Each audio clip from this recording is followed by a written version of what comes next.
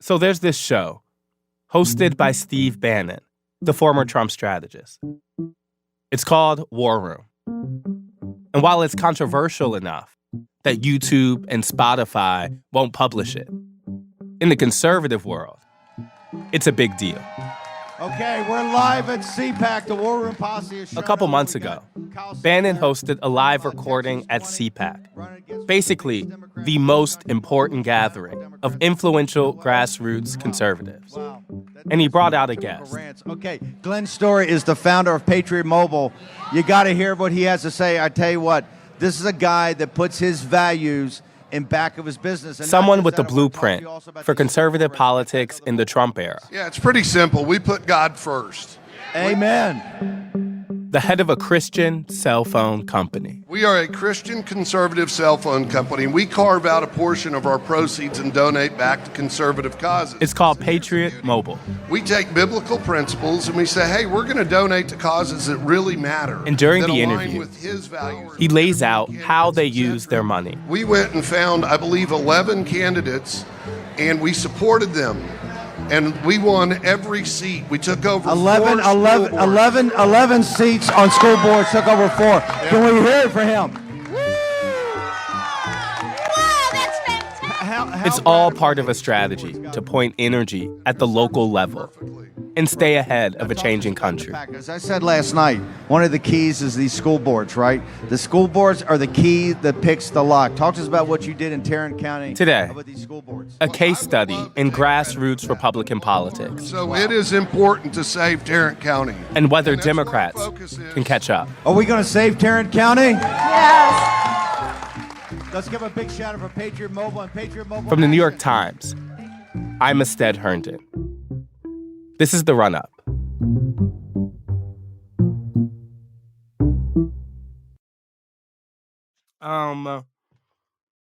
Alrighty, team. We all mic'd up and ready? Think so. I kind of wanted to do the first question. So my colleague David Goodman is the Houston bureau chief, and he's the one who told me this story about Patriot Mobile. David, what's the backdrop of how you come to report on this story? So I moved to Texas last July, and one of the major political questions that's hung over the state, really in every election cycle going back several, is when the state is going to turn blue, if ever. And, hope springs eternal among Democrats that it will eventually do this, but they keep falling flat. But there's a big asterisk to that, and it's these suburban counties that had been trending towards the Democrats in recent years. And that was particularly the case in the surrounding county of Fort Worth, called Tarrant County, where you had the county actually go slightly blue in each of the last 2 elections, so in 2020 and in 2018. Yeah. As a political reporter, the question of whether Texas will turn blue feels like omnipresent, always everywhere. But it's because it's so central, right, to the political future of the country. If that were to happen, Democrats would have a huge, almost insurmountable advantage in things like the Electoral College through big states like California and Texas. But it seems like you're saying that if that's going to happen, it's likely going to be driven largely through these suburbs that have been trending toward Democrats. Is that right? Yeah, that's where the Democrats have been making their gains and where the Republicans really need to make a last stand if they're going to keep some of the demographic shifts and voting patterns from overtaking them.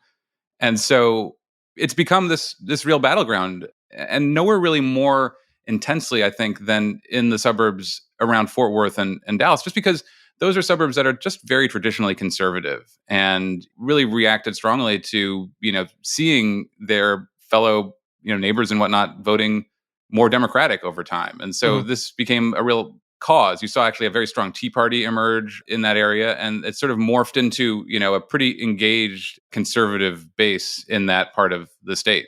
So how does Patriot Mobile factor in here? I should say I've heard of this company. They would pop up in my reporting on conservative politics every now and then. Their swag is very visible at Trump rallies. I've seen their ads in conservative media, but I've never gotten a full understanding of what they're up to. Well, it's true. They've been around for a while. I didn't really know too much about them. And that's why I went out to try and, set up an interview and actually talk to them face to face. It was pretty clear to me they weren't going to agree to a phone interview with the New York Times necessarily, that it would be better if I showed up in person and talked to them. But when you track down the address from their campaign filings, it's a P.O. box in Grapevine, Texas, north of Fort Worth.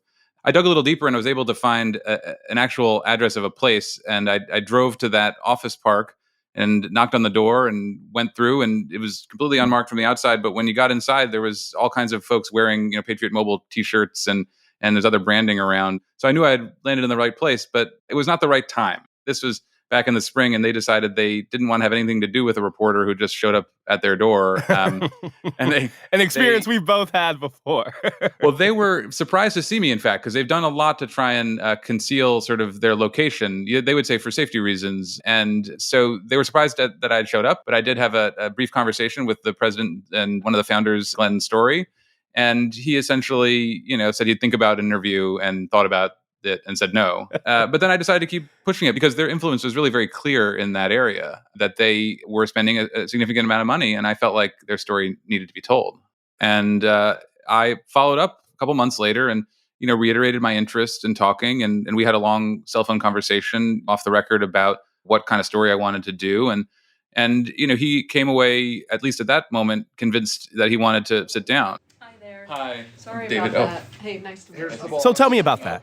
You go back to this office park, and this time they let you in. Okay, so I guess I'll go ahead. Okay, so we're going. Yeah, so it looks a lot like, a typical small business. You have cubicles and people kind of buzzing back and forth, but it's just a little bit different and has a little bit more of a conservative feel, namely because you have flags that you might see at a conservative rally hanging from some of those cubicles, including one modeled on the Texas flag, except there are two silhouettes of assault rifles on it and the words "Come and Take It" in Hebrew and in English. Who signed your guitar? Does it say MAGA What on is it? it? Yeah, it does. Yeah. It's let's just say it's a pretty notable name. Is it Trump? No. It is. Oh. It's his son. Oh, it's Don Jr. All right. Yeah. All right. He's a good guy. And so there's an overtness to the politics that are just not present in your typical office space. The other thing they do at the office is every Tuesday they have a Bible study with Senator Ted Cruz's father, Raphael. Yeah, where does that take place? Is It's it? in the conference And room. it's just a packed conference room with people out in the hallways trying to listen in. So for those that are interested, and it seems like a lot of people are, that's a real highlight of the week there. So it's a normal sort of company, but it's got, these aspects that make it, unique. Yeah, and what did you learn when you sat down with Glenn? Yeah, so I sat down in Glenn's office with him and with his wife, Jenny Story, who's the chief operating officer for the company, and with their sort of VP for government affairs, Lee Wamsgans. And she also runs the separate entity, which is their political action committee. And so we spoke for almost 2 hours. I'm actually really curious just how you got started and kind of what your experience has been with the business. Like what they do, they don't operate their own towers or anything like that. They essentially buy space from T-Mobile, is the provider they take space from, and then they will sell you your cell phone and a plan, and they're like the customer service part of it. Mm-hmm. But really for these executives, that's not the exciting part. The exciting part for them was the conservative politics that the business allowed them to pursue. And we were purely political until about 3 years ago when we put God first. Mm-hmm. One of my board members said, look, you guys aren't putting your God first, put him first, and you will be blessed richly. And right after that, our growth has just gone exponential. And I'm sorry, and they talk about it as this is their for-profit mission. And they see it as a Christian mission. And on the whiteboard in Glenn's office, he has the core values for the company still sort of written in, handwriting with a black marker. In the first one, it says missionaries versus mercenaries. Missionaries versus mercenaries. A mercenary is somebody that's out here just to make money. Mm-hmm. I'm going to sell as many cars. I don't really care about the byproduct. Well, a missionary is somebody that really buys into what you're doing, and we're not selling a car, we're selling a relationship. Mm-hmm. Mm-hmm. And that's a very different thought. We are believers. Now, the rest of it won't make any sense. And then the second one is God is in control. And they talk about that all the decisions they make, they pray on. And that's how they view their business. So When they say for-profit mission, what is that mission? What are the conservative Christian causes that Patriot Mobile is most concerned about? We've migrated away from the pure politics and our four pillars. Well, so broadly, they set out a mission for themselves of essentially 4 areas or 4 pillars, as they would say. First Amendment, Second Amendment. First Amendment, the Second Amendment. They're about support for the military and first responders, and right to life. and then the pro-life issues. Pretty standard conservative causes. Exactly. And for a while, Glenn was telling me they were just giving their money to politics and political causes that were bigger than them. And then they started to look more in their own backyard. When you hear the stuff that some of these schools were allowing these kids, the pictures we have going into the school and getting the books, you would be mortified. And they just this year decided to start spending money on local school board races. Hey, what do you think of this one? Look at this picture. All the executives have kids in the schools in this area. And then he'll show you another one. I mean, this is just awful. And they were very focused, at least in the meeting that I had with them, on the content of the books that were being offered to students. Parents do not believe gender issues should be discussed in K through 12. Especially Christian parents do not want multiple genders discussed with their children. And so it really wasn't born of their pillars per se, but more of the general sense of their faith and being able to instill that faith in their own kids and have other parents be allowed to do that themselves for their own children. And so what does this actually look like for them getting involved in these races? Well, there were several. There's 4 different, independent school districts where they supported candidates. And the one that I looked at most specifically was one called Grapevine Colleyville ISD. And this is a school district that spans 2 towns, Grapevine and Colleyville. And Grapevine is the corporate headquarters for Patriot Mobile. So that's the reason I was most interested in that district, because everything was kind of happening right, in the span of a few miles. The other reason I was interested in focusing on that area is that it had this recent history with the district having gotten rid of a pretty popular new black principal at its high school, the first black principal that they'd had at the Colleyville Heritage High School. And he only lasted there a year. And that year was really marked by a lot of controversy, especially towards the end, and parents coming to school board meetings and complaining that the principal was bringing, critical race theory, quote unquote, into the schools. And I hate to say the CRT word because people think it's some big boogeyman. And the bottom line is there was teacher training that we got through public information requests showing that they were asking teachers to judge kids based on the amount of melanin in their skin. Really? Which is interesting. And was, privileging conversations about equity and diversity over concerns about the education of the students. And there was a pretty bitter back and forth that ended with the principal agreeing to step down and the school district moving on from him. But it was a kind of, ugly chapter that came to a close only really at the end of last year. And so this was the backdrop for then these school board elections that come up in the following spring. And so there was an effort to push further with, more changes that they could put into place. I mean, it seems like you're laying out a school district that has a lot going on. What kind of impact did Patriots' mobile involvement and investment have for those school board races? Well, these are races where really only a few $1,000s is spent, by a campaign, and here you had Patriot Mobile allocating $420,000 to 11 different candidates. Right. If you want to focus on national politics, maybe that $400,000 doesn't go that far. But when you're looking at a school board race or a local race, that's essentially bring a bazooka to a knife fight. Right? That has a big impact. Right. That money goes in just a dramatic way in these little races where name recognition is quite low if it exists at all. And people go to the polls out of, a sense of duty, often on a day that's unusual. This was a vote that was in May that didn't have any other races besides a couple of local ones happening. So that spending had just a tremendous effect.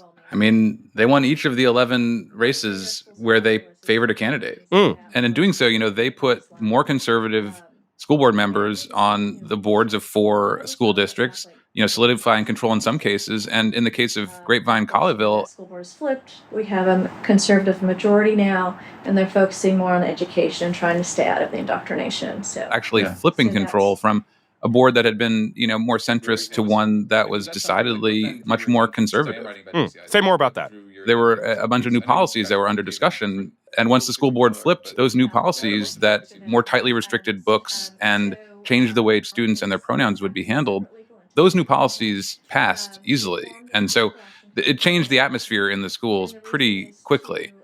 But the other thing that happened during that school board fight that kind of didn't get as much attention, sort of flew under the radar, was that the school board, at the same time as they were voting changes to how books are handled and how transgender students are dealt with in the school and pronouns and all the hot button issues, they also changed the election rules. What do you mean?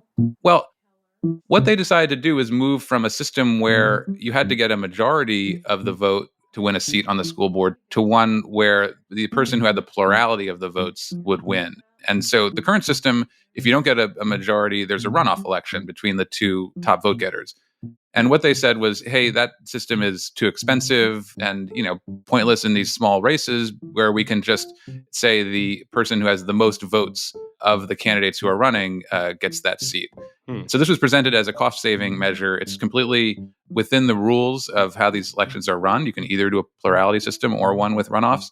But they changed this, at this very heightened moment, and opponents of the new school board said they did it in order to preserve their majority on the theory that the folks that are currently in control of the school board have a really animated and organized base of support, and that they could always turn out a plurality, 40% or so of the voters. And as long as there, was more than one other candidate, they stood to hold on to those seats or even gain them with new candidates. So this is actually seen as a way of maintaining power by the folks in the school board, even if, a majority of voters were voting against them. As long as they could sort of split their opposition, they can hold on to their seats.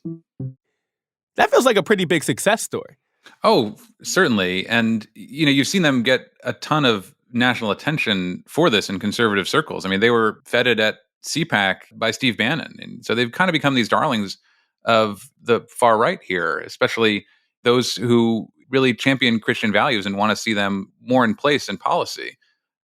At the local level, there's few things that have more of an impact on the community than how your schools are run.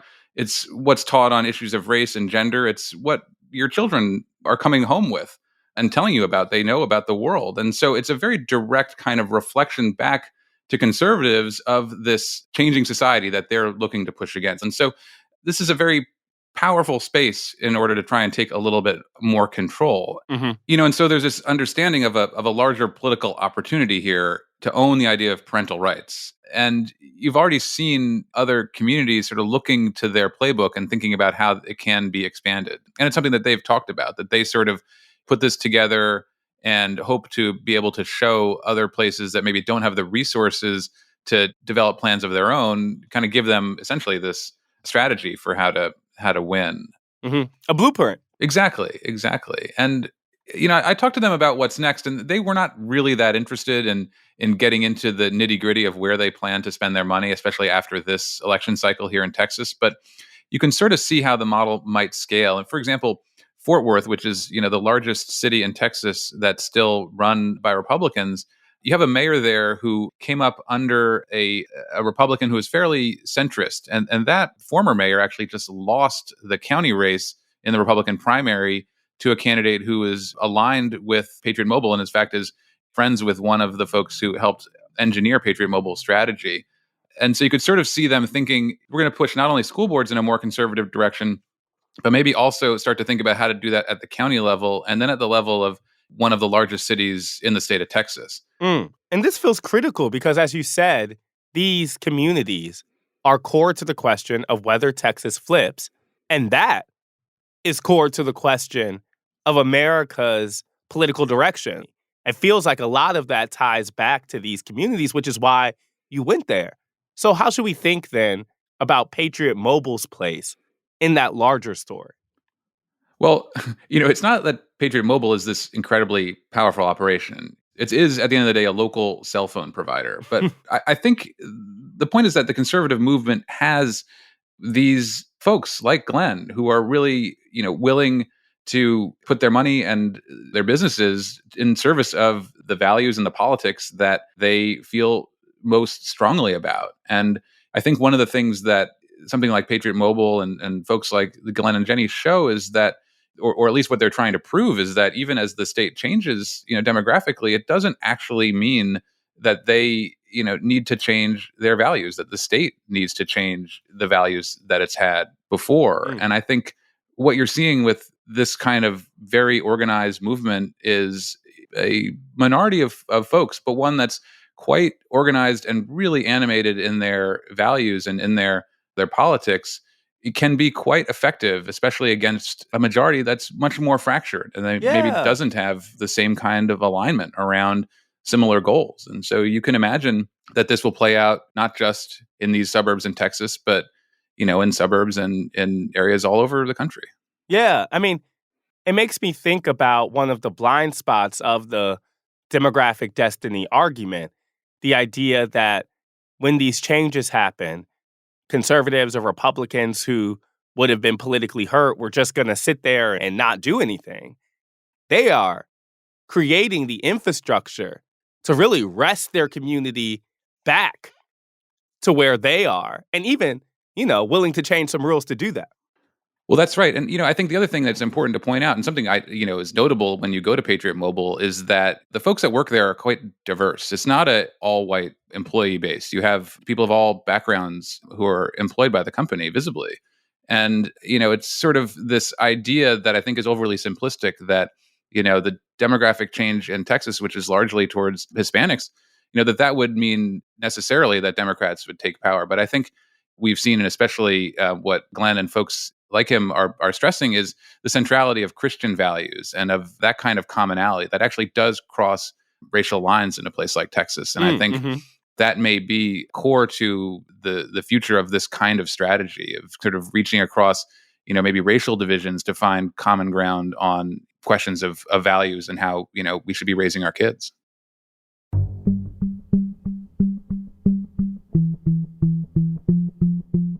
So grassroots Republicans, bonded by faith and motivated by fears of a changing country, have mobilized in local races to have an outsized impact.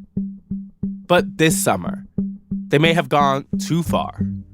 And in doing so, given Democrats, Senator, can you... Hold on a second, Estelle. Something of their own to mobilize around. Okay. Hi. Hi. Yes, I heard some debate hello. over who's a feminist and who's not. Yeah, we're debating who's the biggest feminist in our office.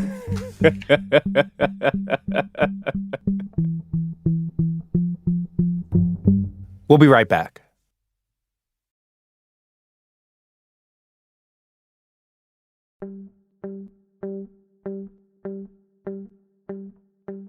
Here's the thing. Republicans have been really good at using the system to their political advantage and changing certain rules to their own benefit, even when it's out of step with the majority. The biggest example of that has to be the stacking of the Supreme Court with deeply conservative judges and the overturning of Roe v. Wade. Nearly 6 in 10 adults disapprove of the court's decision. So the question is, have conservatives gotten so out of step with the majority that there will be a backlash? One that benefits Democrats and finally gives the party a rallying issue of their own. Thank you so much for taking some time out. Senator Kirsten Gillibrand has been sounding the alarm on Roe for years, an issue that most of the party largely ignored while Roe was still in place. Yes. Now that it's been overturned, I wanted to ask her, can Democrats catch up to years of Republican unity? And is their biggest problem in how they deliver their message? Or is it the message itself?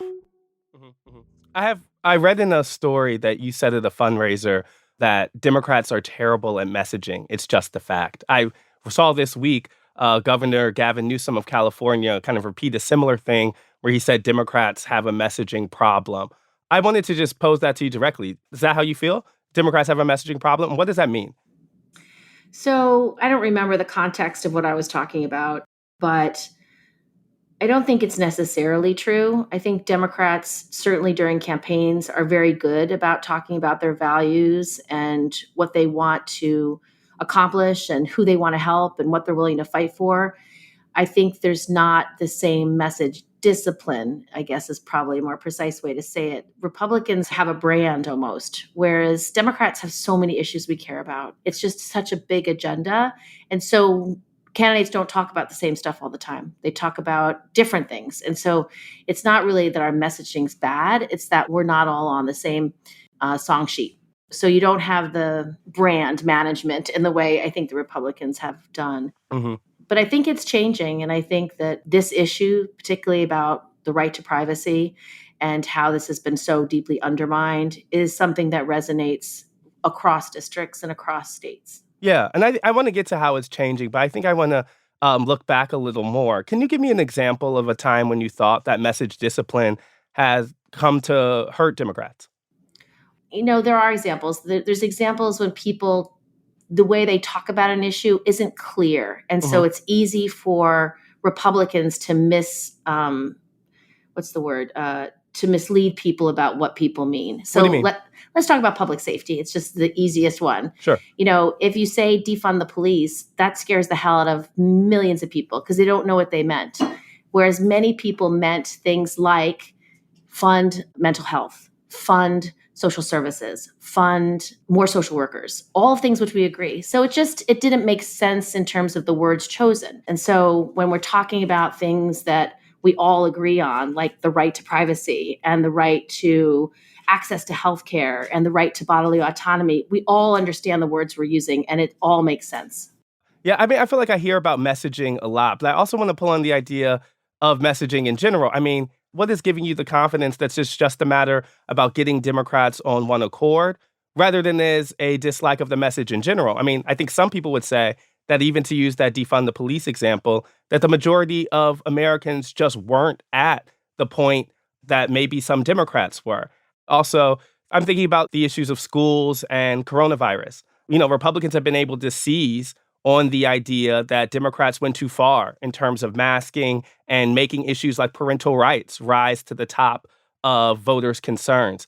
Was that a messaging problem for Democrats, or was it a substance issue that people didn't like the substance of what Democrats were pitching in terms of masking and in schools?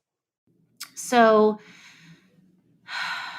I think Republicans took this issue, again, misled and lied, and created massive division in the country over it.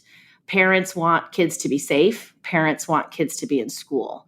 And I think the Republicans just took advantage of people's anger and frustration with the length of the COVID pandemic to say, you're telling us what to do, as opposed to, no, we're protecting the lives of you and your families.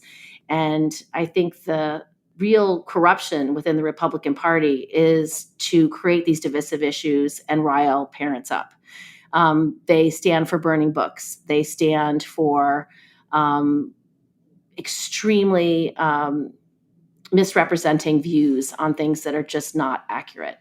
And they went in to create arguments that just aren't true. I mean, it's just not true. And that division they created within the school system was just intended to make people be misled and not understand what was going on. Okay. So I feel like if I hear you correctly. So Gillibrand says the Democrats' problem is not a failure of the party's own messaging. Rather, it's what she calls the corruption of Republicans. But when it comes to abortion, Democrats have, at times, tried to make protecting Roe a priority long before it was overturned. But it wasn't a unified effort, and voters didn't really respond. And I wanted to know if she thought that actually contributed to Roe being overturned. Well, I can tell you what it was like during the Kavanaugh hearings. We were just speaking every day in front of the Supreme Court, trying to be heard on this issue, raising this red flag of this is so bad that this president is putting in place someone specifically to overturn Roe. I mean, I can't say that people didn't believe us, but they certainly weren't as worried as the advocates were. And why do you think? Because they're not paying attention to what's happening in the red states. We are. We're watching the pain and the horror that these families are having to face. And not all of our colleagues are recognizing this as the red flag that is. I think instead, it's an issue of men and women. I don't know that our male colleagues fully understand what it would be like to not have a right to privacy. Like, this is crazy. Like, you can't fully absorb what it would be like that you don't have the right to privacy in the mail. You don't have the right to privacy in your phone calls, your discussions with doctors, your emails. That's what's happening in these red states to implement the Dobbs decision. It's frightening. And people just weren't paying attention. And I think it's because women in this country still don't have a great deal of power. And it's not just that women, of course, will care more than men. It's that if we don't care, then no one seems to care. So it's just we don't have equality and we don't have full representation in the country. And so these issues that might affect women most deeply still get ignored. I guess I'm saying I don't want to be dismissive of that stuff. I'm really asking about how you balance that moral clarity, that need for Democrats to speak up on that issue, with the political reality of deeply ingrained sexism, of deeply ingrained misogyny. Yeah. How can Democrats lead on those issues while at the same time messaging correctly to those crucial voting blocks that they need? Mm-hmm. Well, on this issue, people are following the issue. So, for example, you look at what happened in Kansas. You saw an increase in voter registration, more women registered to vote than by 70%, I think. And then we were able to defeat that measure. You look at the special elections we've been having, one in upstate New York, before the Dobbs decision came down. We weren't sure if we could hold that seat after we won. That's happening all across the country. So people are very aware of this issue, and they are hearing the message clearly that these rights are being destroyed, and it is undermining basic life, liberty, and pursuit of happiness for all women for 40 years. But it seems like that awareness of right now is coming after that decision of Dobbs, Right. which was kind of the worst nightmare. Yeah. How do you wrestle those two things, that the energy of right now is only happening because of the fall of Roe? Right. So I think it's because up until now, a lot of people just thought it would never happen. So they didn't believe, they weren't taking to heart what was happening in red states. And now they realize that it is happening and they have to take it seriously. So people are becoming more aware of this issue. Mm-hmm. What's your confidence level that Democrats can make up some of these holes that they're in, particularly around this issue, considering that renewed energy? So obviously there's normal dynamics in midterm elections. Usually the party that the president is from does poorly. This is an existential threat to democracy and equality. So it rises to a level that's just bigger than any one of us or any one candidate or even democratic politics. I think it's a reflection of our democracy being broken, because these justices were chosen from a list created by a bunch of lawyers in New York City who had a religious agenda.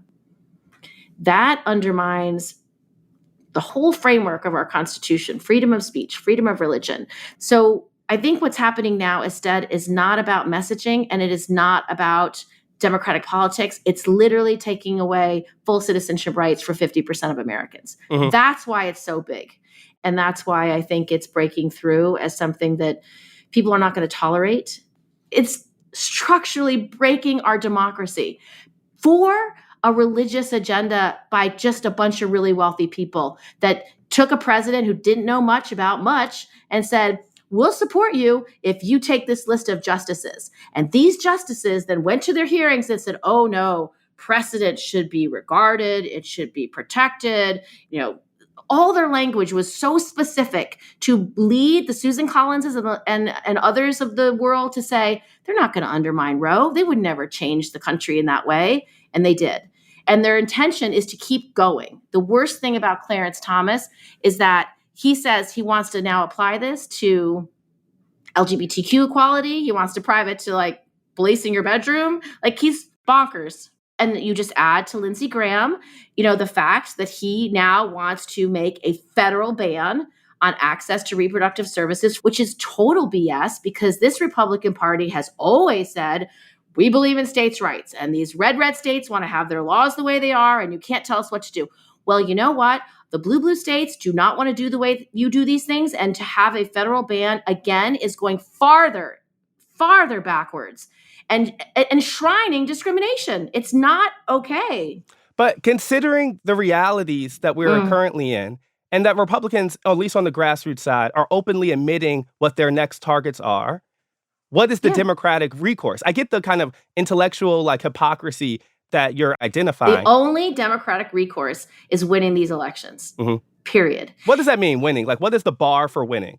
You have to have a majority. You have to have a Senate majority to stop these crazy judges from being elevated and not having Mitch McConnell get to steal more Supreme Court justices. He cannot be in charge of the Senate, and you cannot lose the House. And if you do lose the House, you better lose it by the smallest margin possible, because you need to govern on a bipartisan basis.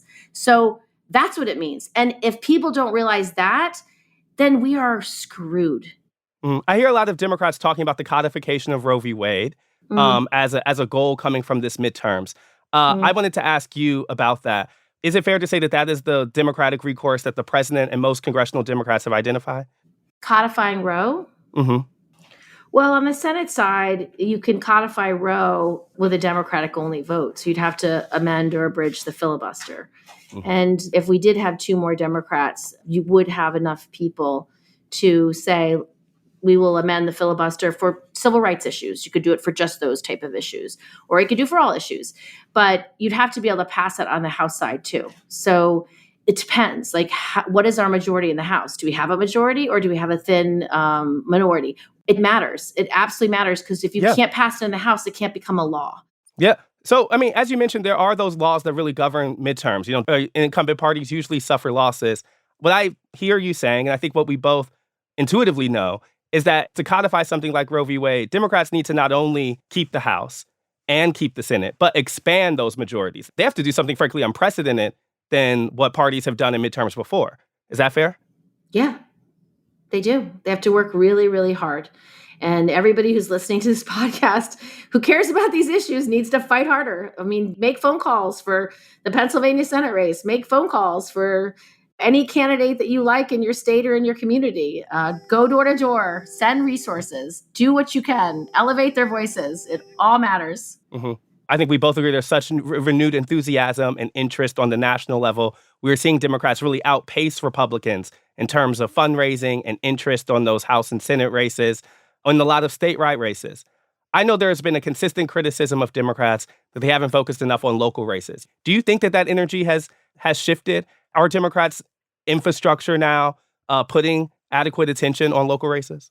I think we're getting much better at it. And I also think, a lot of the Republican, they had a number of billionaires just funneling money into this very right-wing agenda of taking away reproductive freedom, taking away LGBTQ equality, literally going after this right-wing religious agenda and doing it on the local level. And I think that constant spending did have an impact. And so I think Democrats fully understand what's at risk and what's at stake. And I think people like Stacey Abrams, for example, just said, I'm going to deal with Georgia. I'm going to make sure every voter votes. I'm going to make sure we really register to vote. People feel engaged. People feel valued. People feel that their voice matters. That's really good democracy building. So we have to keep doing the good things. Like, we have to keep focusing on voting, getting people registered, strengthening our voting rights. It's why, if we ever did amend or abridge the filibuster, the first thing we'd vote was to guarantee voting rights that are being reduced and eroded in red states across the country. So I think we're quite aware of what we're up against, but it's a lot of corruption, and it's money in politics that is extremely corrupting, and we have to fight against it. And the way we fight against it is by getting people to vote and getting people to understand what's at stake and trying to strengthen the democracy. Can Democrats make up the gap without ending a filibuster, without ending gerrymandering, without changing those kind of rules? It feels like, because of, how Republicans have kind of outpaced Democrats in some of these local races, it can sometimes feel like the solutions being presented for this midterms are inadequate. That, like, Democrats had $10 taken away from them, and this midterms may give them back $5. I mean, how does that gap get made up without those structural rules? You can do it through hard work. And I think making sure we organize and get people to vote. And also just the common sense of what's happening in this moment. There are allies. I mean, we had a good decision out of Indiana. We had a great vote out of Kansas. Like, these are different states that are quite red and purple that are doing the right thing in this moment because it's so shockingly big and very important. So I'm optimistic. I'm not pessimistic. I believe in our democracy. I believe that like actually doing the hard work of registering people to vote and getting them to vote is the solution. I mean, people are frenetic over this issue, and they're frenetic in red places and blue places. Like it's hard to put yourself in somebody else's shoes, but denying basic bodily autonomy is really stark. It's something that it's hard to imagine for this generation because we've never been under that. So I think it matters. Thank you. I have a note from my producers to ask about there was a buzz that was happening. Yeah, it's just the vote being called. I got to go vote. Oh, okay. That makes a lot of sense. Means I got to go to the Senate that floor buzz is a buzz for vote. me and for you. I have to go vote. Senator, I really appreciate your time. Thank you so much. Thanks, Estad. Take care.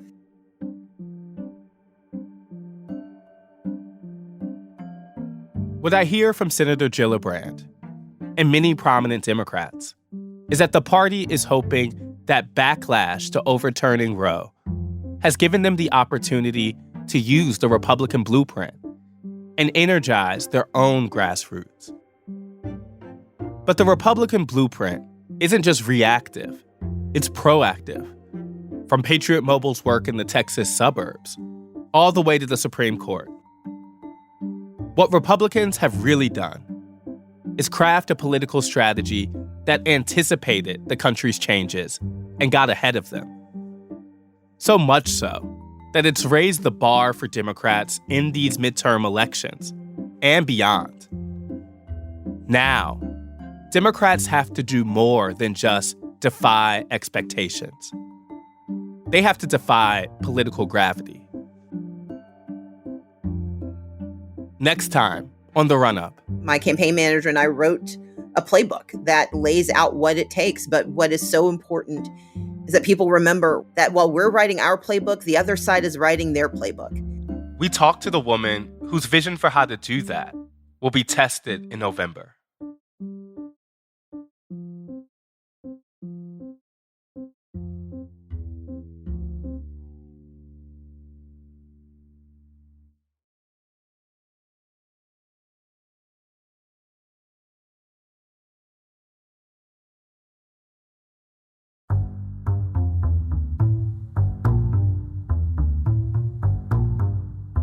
The Run-Up is reported by me, Estad Herndon, and produced by Elisa Gutierrez and Caitlin O'Keefe.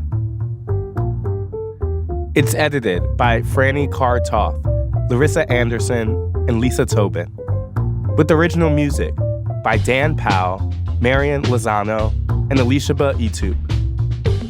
It was mixed by Dan Powell and fact-checked by Caitlin Love. Special thanks to Paula Schumann, Sam Dolnick, David Halfinger, Julia Simon, Mahima Chablani, Shannon Busta, Nell Galogli, Jeffrey Miranda, and Maddie Masiella. See you next week.